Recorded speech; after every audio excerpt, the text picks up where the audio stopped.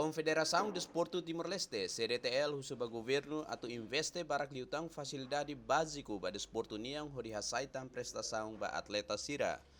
Presidente CDTL Macario Sanchez hafoing hasurumalu ho primeiro-ministro Tauro Matanruak hamutuk honia estrutura explica assunto facilidade básico desporto niang etan resposta positivo husi sefi governo no governo setau assunto ne ba plano. O assunto ini kami fahamos ba excelência primeiro-ministro kami ita jovem sirene laos de mai temos sire talento tena.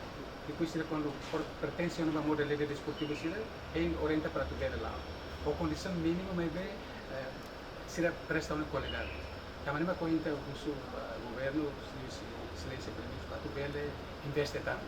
Facilidade básico ba ni be ma bele lori prestação de que dia aqui. Eu excelência concordo com isso. E daí kita buka para tu ver mesmo tuan kikuan mai be ya futuro bele melhorar.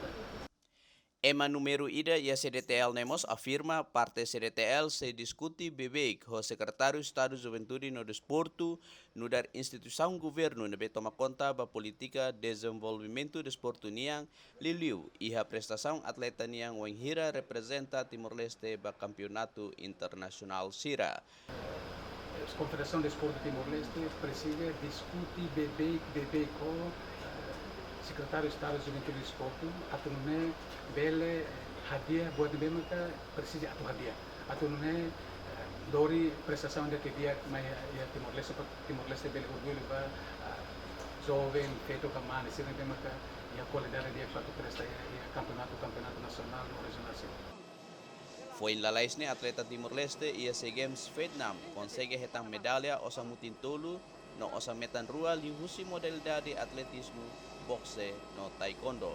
Natalina Martins, Leonito de Fatima, VIP TV.